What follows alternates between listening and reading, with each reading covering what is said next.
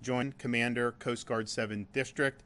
We also have Colonel Gene Spalding with the Florida Highway Patrol, and then again, Gracia Check, FEMA for Region 4 Administrator for FEMA. As of 5 p.m., Hurricane Ian is located roughly 250 miles south of Sarasota. It's moving north at 10 miles per hour. It is a strong Category 3 hurricane with maximum sustained winds of 120 miles per hour. As many of you know, these tracks have migrated over the past 2 days, and more recently, starting this morning, the track has migrated south of Tampa. At the 11 o'clock advisory from the National Hurricane Center, had landfall somewhere in the Sarasota area. The 5 p.m. advisory has adjusted that track a little bit more south, and so again, this is an inexact science, of course, subject to change, but they're now forecasting it to strike land basically at the Charlotte-Sarasota County border. And if you look at that area and you're familiar with that area, you know there's a lot of potential for flooding and storm surge in that part of the state. You also, because of the track it's taking, expect a major impact somewhere in that area, but it's also going to continue moving throughout the state, and it's actually going to exit probably somewhere Volusia, Flagler, St. Johns counties. So that's going to take tropical storm force winds at a minimum up through almost like it's riding I-4. So you're going to have impacts in places like Polk County, Orange County, Volusia County. That's going to be significant winds. It's also going to be a lot of rainfall. And so those areas are already saturated. You're going to end up with more. That is going to cause hazards for trees falling down. It will likely interrupt power for many communities in that part of the state, and this is going to be working its way. You'll have the first landfall will be tomorrow night, Wednesday night, but it's going to meander through the state all the rest of Wednesday night, all of Thursday, and it's going to exit most likely sometime on Friday morning. So this is going to be a lot of impacts, and they will be felt far and wide throughout the state of Florida. I want to commend our counties on Florida's Gulf Coast for all their hard work in doing preparations, particularly over the last week. We also have a lot of residents in those counties. Many of them know the drill, but many of them are also new to Florida. And you've seen all reports that we've received from Lee and Charlotte and Sarasota all the way into Tampa Bay area is by and large people are taking appropriate precautions. When you look at storm surge of this nature, that is a very life-threatening hazard when you're talking about 10 feet, 12 feet of storm surge, which you could see in certain parts of this when it makes landfall. It's also going to produce a massive amount of rain. It is going to produce major flooding. The storm, when it impacts land, it's expected, yes, it will weaken, but it will also slow, which means it's just going to be churning out rain, moving at a snail's pace. That rain is going to pile up very quickly in different parts of Southwest Florida. So these hazards are real. We want people to be able to take the appropriate precautions. Listen to your local emergency management officials. There have been evacuations now in place for some time up and down the Gulf Coast of Florida. As the storm moves in, you're going to potentially have directives issued from folks in the interior of our state or even on the east coast of the state for low-lying areas that absolutely could end up flooding due to this storm. So listen to that and heed those instructions and make sure you're doing what you need to do to be able to protect yourself. So we now have over 2.5 million people that are under some type of evacuation order, and that includes people in counties such as Charlotte, Citrus, Hernando, Hillsborough, Lee, Levy, Manatee, Pasco, Pinellas, Sarasota counties, Collier, Gilchrist, Glades, Highland, and Taylor counties. Make sure you know your evacuation zone. You go to floridadisaster.org/plan-prepare, floridadisaster.org/plan-prepare. We can rebuild property, we can fix infrastructure, you can fix your home. You don't get a mulligan when your personal safety is at risk. And so we know this thing is going to be hitting the state directly sometime tomorrow evening. You still have some time, but that time is rapidly running out. Florida Department of Transportation and Florida Highway Patrol have been in coordination. Once the traffic on I-4 reduced to under 40 miles an hour and you started to see the buildup, they have activated the emergency shoulder use on I-4 eastbound from Tampa to Orlando. This will add capacity and will allow the evacuations to move more quickly. In this area, motorists can use the left shoulder. And then in Orlando, where the shoulder use ends, there are several roads where motorists can move north or south, or they can continue on I-4 in the normal traffic lanes. And we do emergency shoulder use rather than the one-way traffic because you still need to be able to get people into where the storm is coming with supplies and all sorts of other things. And so this has been studied by this department for a decade, and this has proven to be the superior way to do it. There is not yet emergency shoulder use on I-75 because the traffic is flowing. If that traffic does go to the point where it's under 40 miles an hour sustained, then they will execute that. Why wouldn't you just execute it regardless? Well, because it's hazardous to have people going 75 miles an hour on a shoulder, and that's where the traffic has been by and large. But we understand that that can change, and the FDOT has been instructed by me and Kevin to make sure that they make those appropriate adjustments. We've also suspended tolls on additional roads. We had all the tolls in the Tampa Bay area, of course, as well as I-75 going into Alligator Alley. We now have State Road 91, the Turnpike Mainland from Osceola Parkway north to I-75, State Road 417, Southern Connector Extension, Central Florida Greenway, and Seminole Expressway. State Road 429, the Western Beltway, State Road 408, State Road 429, State Road 528, the Beach Line, State Road 414, State Road 538, State Road 453, State Road 551, I-4 Express, and State Road 552. So those are all the main toll roads in Central Florida. We have the Tampa Bay area, you have it going into Alligator Alley, and now you have that. A list of all the facilities can be found at fdot.gov/Ian toll suspension, fdot.gov/Ian toll suspension.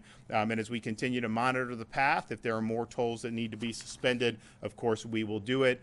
We announced earlier today, but want to make sure everyone knows that if you are seeking shelter in a hotel, that Expedia has partnered with Visit Florida to provide access to hotel rooms in our state. If you go to expedia.com/Florida, expedia.com/Florida, you can see what is available. And again, if you're called upon to evacuate, you don't need to necessarily evacuate hundreds of miles away. You're being called to evacuate because of the threat of storm surge and flood risk. If you get to higher ground, most of the places in the state of Florida are going to be able to handle hurricane force winds, and so you'll be able to be there for the storm and then hopefully return as soon as possible. Don't leave your pets behind. Helpful information about planning for your pet is also available at floridadisaster.org/plan-prepare, floridadisaster.org/plan-prepare. Almost every pet shelter is going to be pet friendly.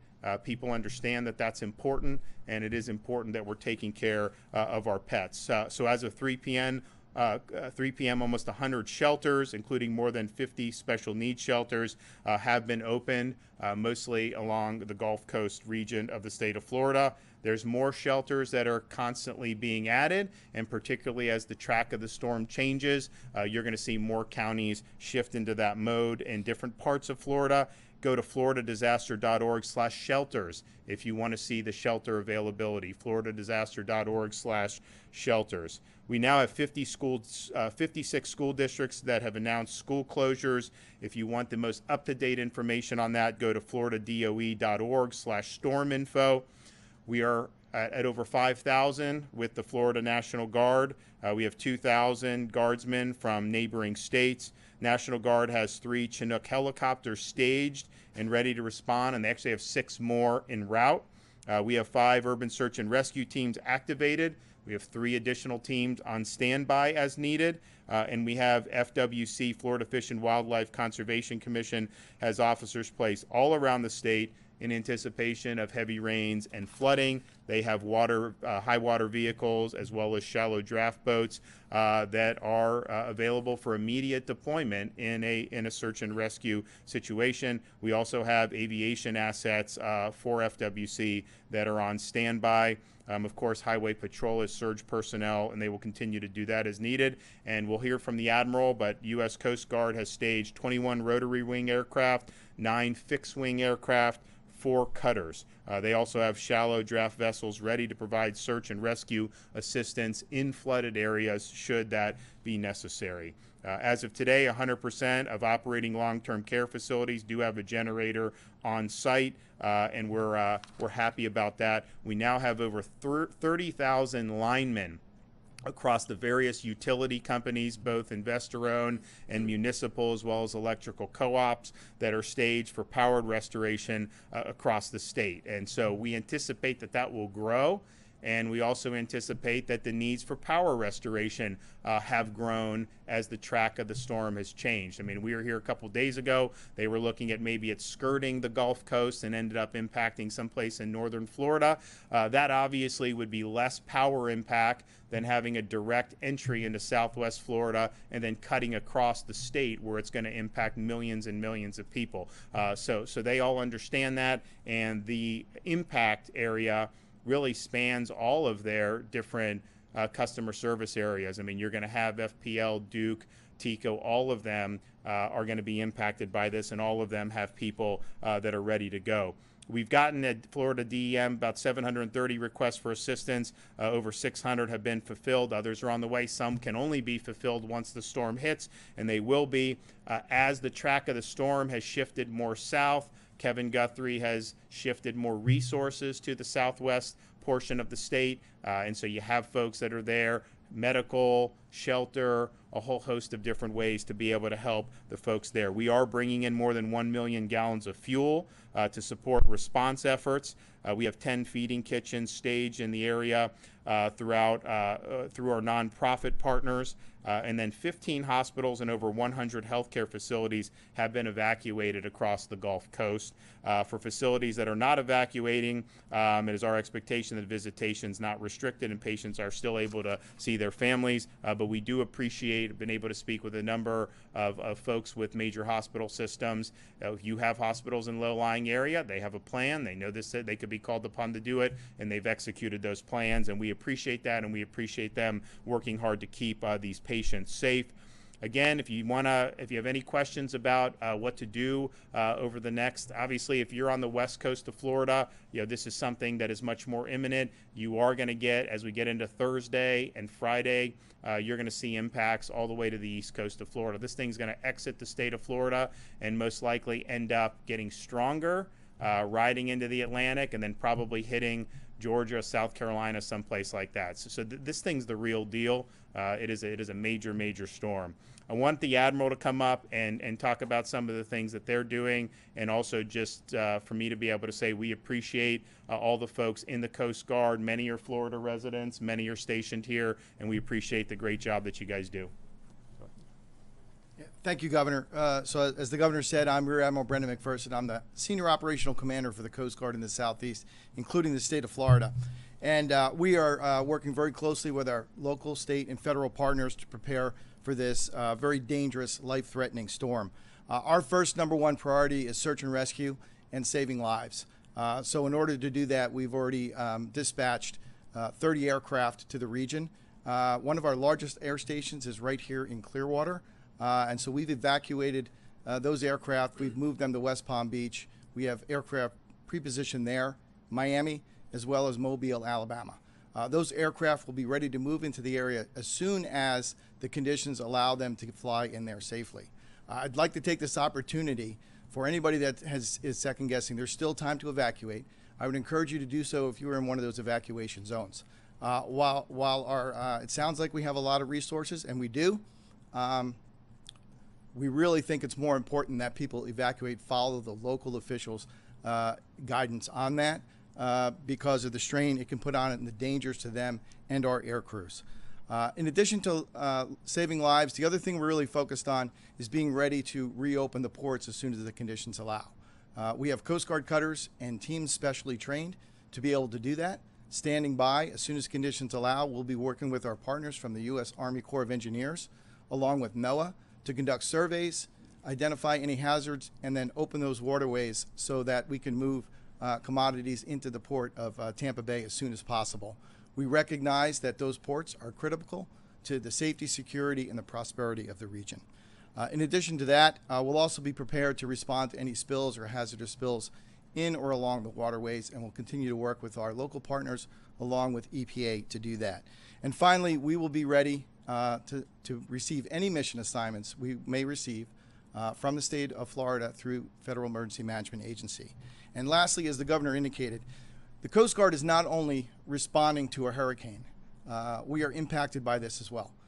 Nearly 5,000 Coast Guard men and women and families call this area home, and so we're doing everything we can to support them, to provide the assistance they need as they evacuate and their loved ones stand the watch. Thank you, Governor. Okay, Kevin Guthrie. Good evening. Thank you, Governor, for your leadership. You've been right here with us the entire time, so I certainly appreciate that, and I know the men and women of the Florida Division of Emergency Management do as well. Florida Division of Emergency Management remains in constant contact with all 67 counties. I have called about a dozen of those individuals in the highest impact area today. We currently have more than 700 active missions, as the governor has already mentioned.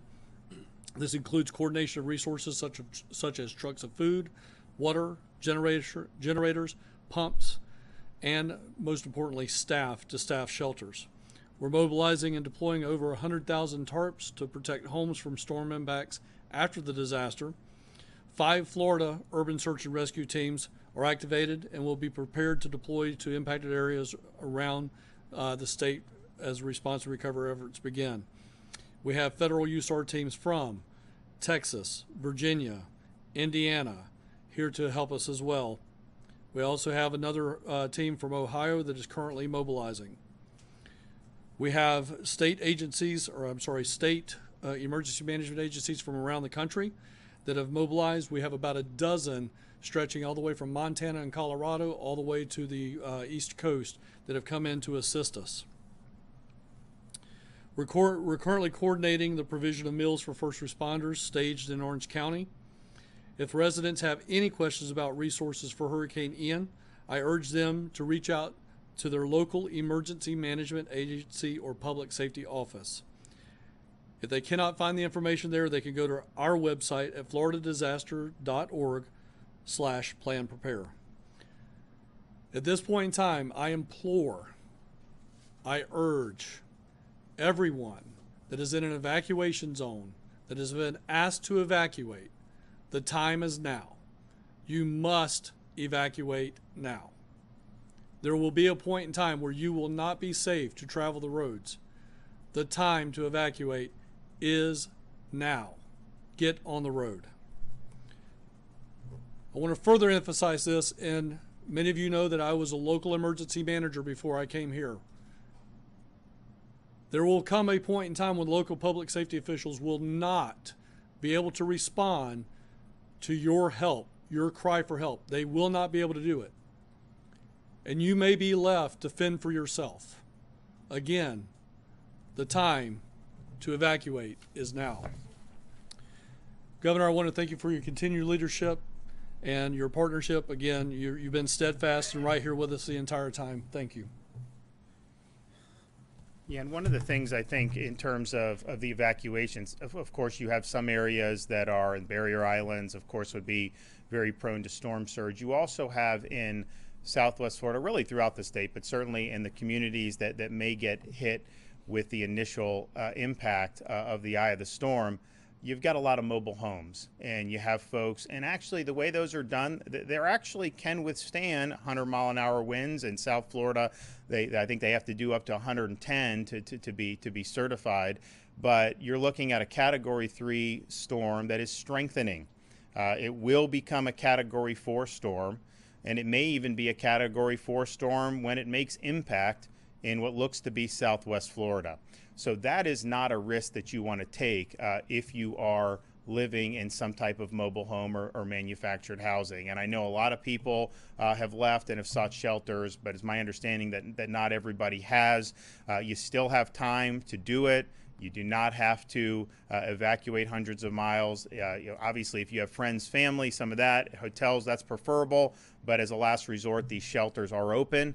And I would just urge people to take advantage of that. I know it's not easy sometimes to leave your home, and I know people don't want to see anything bad happen when they get back.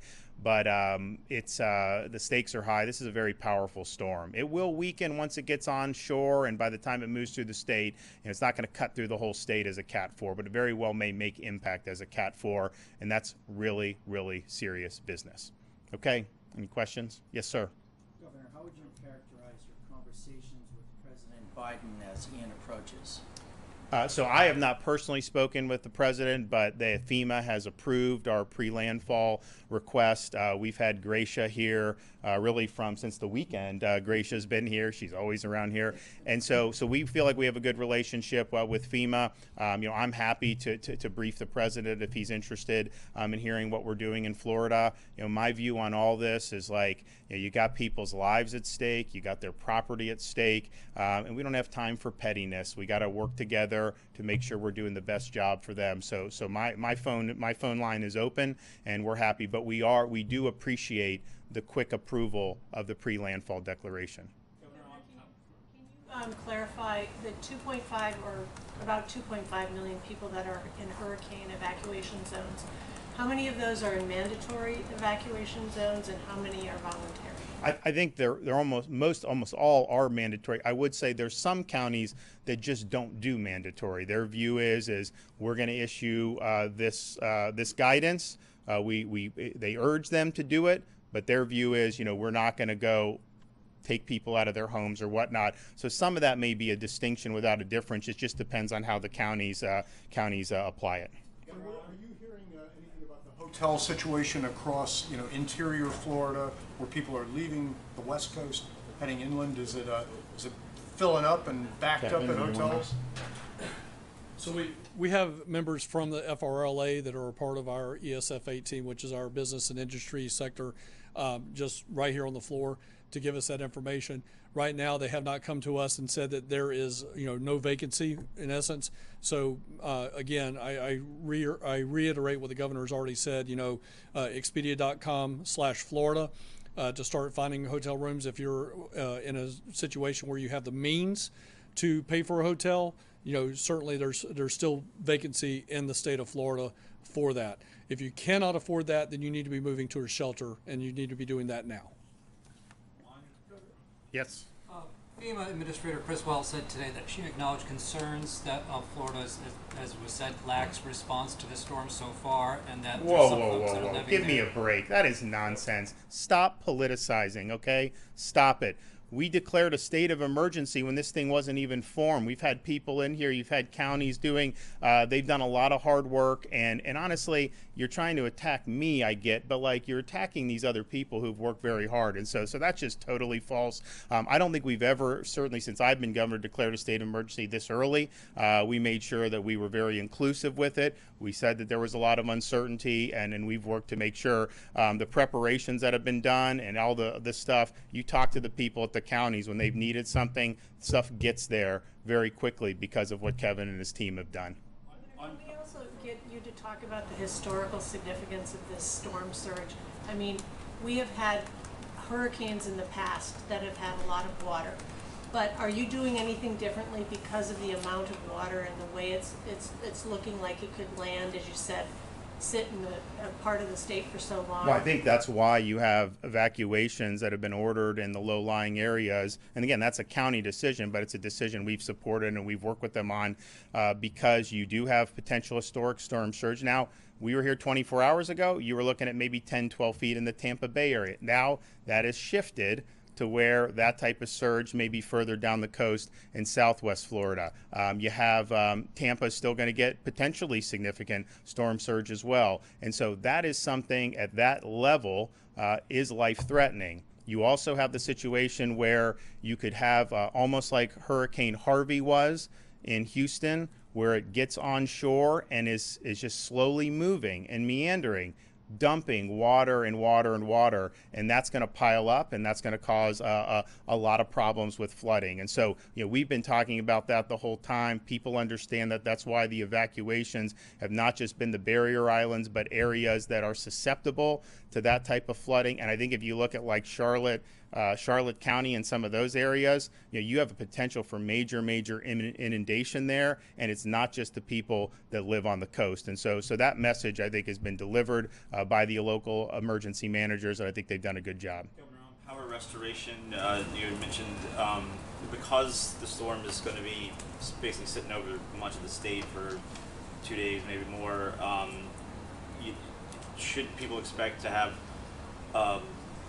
restoration crews not be able to access that area for a good while, more than usual? And do we have crews in areas, I guess, southeast Florida that can get in there when it's appropriate? So right. I mean, we've said from the beginning, people are going to lose power, and you need to be prepared for that. And it's not going to be something that's going to automatically just go back on very quickly, because you're going to have extensive damage, and you're going to have crews be able to get in. Roads are going to have to be cleared. Some places where they may have to go over bridges, those are going to have to be inspected. So people should just understand that. Now, there's a whole host of manpower that is stationed to be able to get in there as soon as possible, because clearly we want people to be protected when the storm hits. That's first thing, protect lives. Then if there's somebody that's in jeopardy after the storm hits, the search, the rescue, we have assets that are stationed for that. Very, very significant. Then in terms of what do you do to get the normal society back, resumption of key services, starting with power, obviously fuel, communications. I've been in contact with AT&T, Verizon. They have an enormous amount of assets, and so those assets are deployed, and they are going to be responding, because we know how important it is to be able to communicate. We do have fuel contracts, and we'll work to make sure the fuel is done. But I think it also depends on the extent of the damage. I mean, for example, Kevin has been working with the utilities to make sure that if there's damage to transformers, that we have the ability to get a replacement. We're not exactly living in a great supply chain environment right now, and so that's something that we've been sensitive to, and Kevin's been sensitive to. So you may have problems there. Now, if you have the replacement part, that makes it better, but that's going to cause that. How extensive is the damage to where these crews can get in? Now, FDOT and Highway Patrol, they're going to work to clear these roads, because that's something that's very significant. But I would also say you're going to likely have power go out in a lot of parts of the state as this thing goes through. I mean, you're going to have tropical storm force winds in, say, Orange County, in Seminole, in Volusia, Flagler, those places. There's going to be trees knocked down. There's going to be power lines knocked down. So there's going to be a lot to take care of. So we've got the manpower ready. They're going to work as hard as they can. But I don't think anyone should go into this thinking, that somehow they may lose power for like one night and then it's just all going to snap back on. You're talking about really, really significant impacts. In terms of supplies, because obviously we have the ports closed down, and I know there's some concern with fuel, obviously, but are there other impacts that the general consumer across Florida might experience as we go through this process? Because if we have the ports closed down, we may not have the commodities coming in. And I don't know if that's you or... Well, the ports understand the vital role they play. They have to make decisions based on safety, which we understand, but they're all committed to immediately opening, as soon as the storm passes, and they understand how important that is. I do think, though, one thing maybe a little bit different about this storm is just, okay, the storm happens. Unfortunately, there will be damage. We get into the future because of the supply chain problems writ large, not tied to a port being closed for a couple days. Replacing things in your house, doing things like that, it probably will take a little longer than it did in the past. And that's not anything unique to Florida. That's just the fact that we have so many interruptions that we've seen, and the supply chain has been struggling for quite some time now. But at the end of the day, the ports understand the vital role they play. We're committed to doing whatever we need to do to help to make sure that, and I know FDOT is as well, and we want to get the goods coming back as soon as possible. Okay, thanks so much. Bye-bye.